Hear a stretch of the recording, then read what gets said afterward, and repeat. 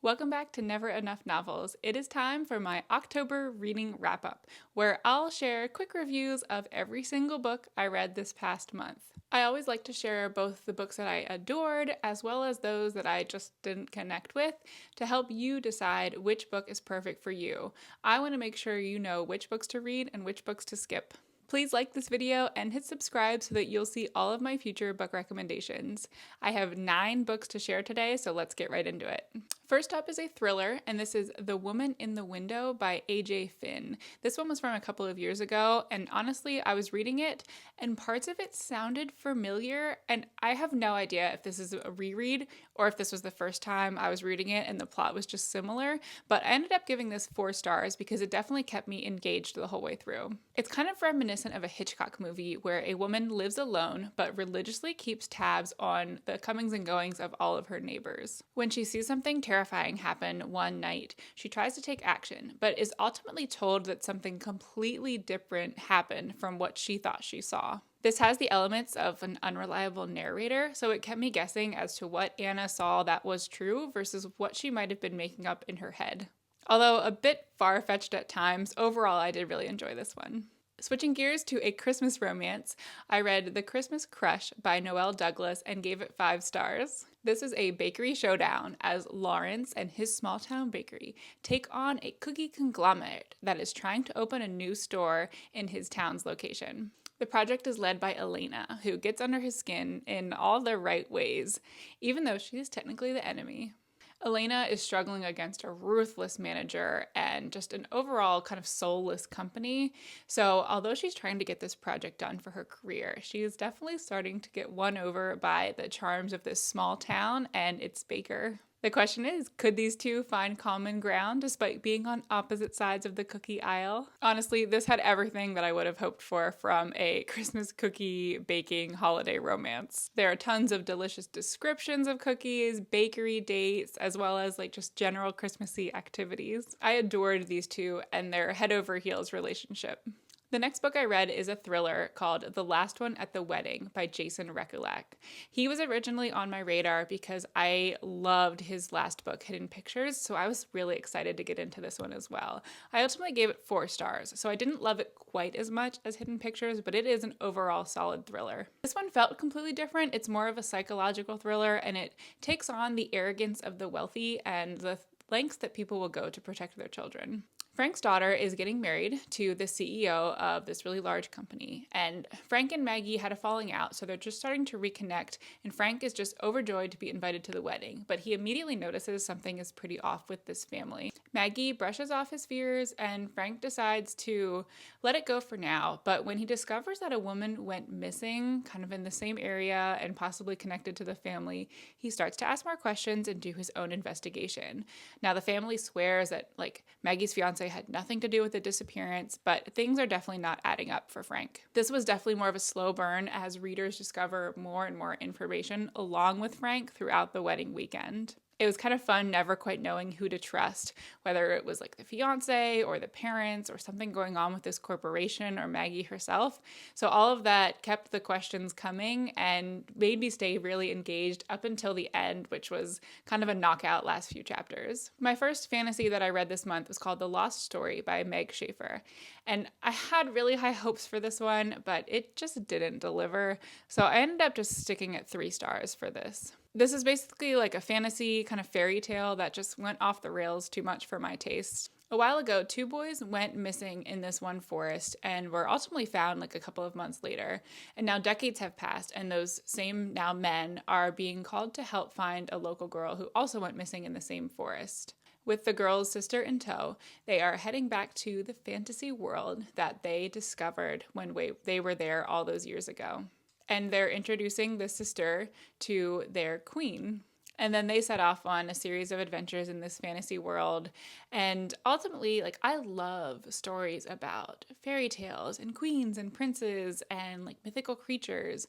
But at times, this just felt a little bit too childish. And maybe that's too harsh of a word, but it was just kind of very basic. And there's a reason for that, which is kind of, I think, meant to be the way the story is written, partly. But I just never ended up getting that into that fantasy world. And I always felt like I was a step apart from it, versus normally with fantasy books, I'm just like completely engrossed in the world and like want to be there myself. But I never felt that same strong connection with this one. Then, in a shocking turn of events, I read a nonfiction book this past month, and I gave it 5 stars because it is definitely going to be one of the best books that I read in 2024. This book is Nuclear War by Annie Jacobsen, and Annie takes us on a realistic look of what would happen if our nuclear safeguards fail and a country sends a nuclear weapon to attack the United States. In this terrifyingly possible scenario, North Korea decides to send a nuclear warhead towards the United States. And Annie walks us through in detail what happens from the moment of launch up through how the US would react, what we would do with our own nuclear weapons, to the moment of impact, and ultimately like seconds, minutes, and years later. I am not normally a nonfiction reader. This is probably the only nonfiction book I will end up reading this entire year. But she presents the information in such a compelling way that it felt like I was reading a thriller. It's incredibly obvious that she did just a ton of research, from the scientists who were involved with the nuclear program up through very high-ranking government officials who are revealing top secret information about how we would react to this scenario. And it lays out a path that shows, in this circumstance, basically how all of humanity, or 80% of humanity, can be destroyed within a matter of hours in this sort of attack. I cannot recommend this book highly enough. I feel like it's something that's just generally important for the public to know and to understand the implications of a nuclear war. You will not be able to put this down. On a much lighter note, I'm switching over to a romance, and this is Just for the Summer by Abby Jimenez. I can always count on Abby to write an intriguing romance that you won't be able to get out of your head.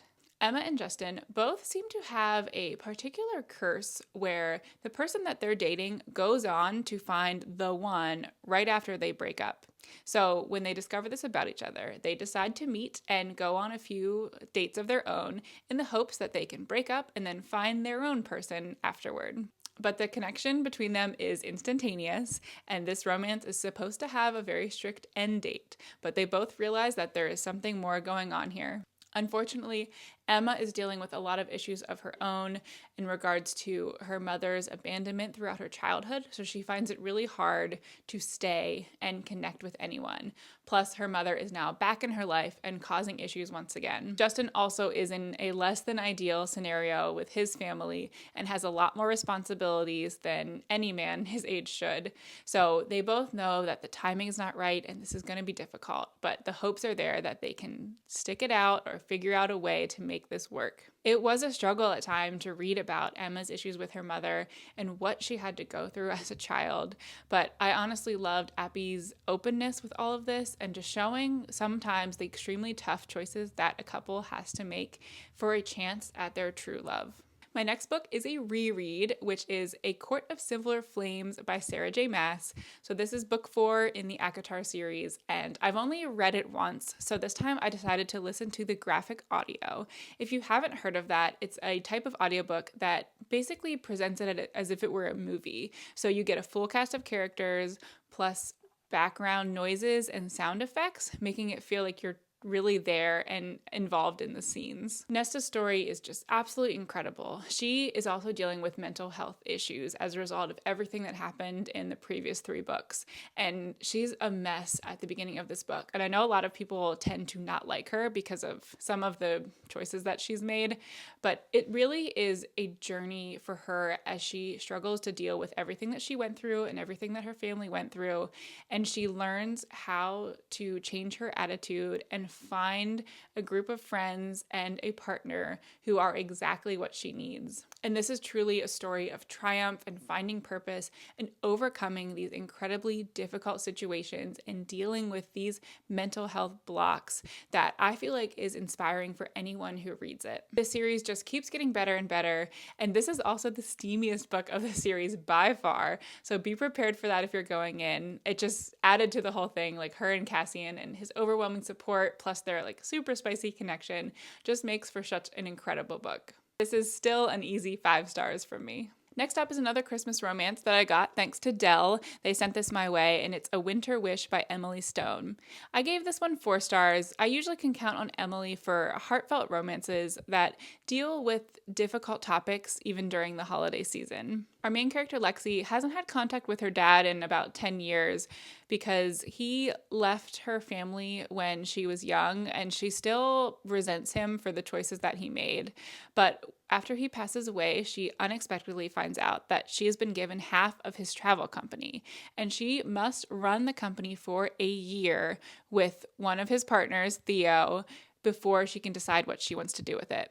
Her and Theo pretty much immediately clash because he had a very different relationship with her father. So they struggle to get along at the beginning. But over the course of the year, Lexi is kind of forced to deal with her relationship with her father and her feelings about him, and starts to understand through his company what he built as kind of a testament to her. I enjoyed every aspect of this romance, from her enemies to lovers relationship with Theo, to hearing about all their different travels, to Lexi being forced to deal with her emotions about her father as well. I was so proud of her by the end of how she opened herself up to new possibilities within this company and with her half-sister, and even the relationship with Theo that she wasn't expecting. This is another overall solid Christmas romance from Emily Stone.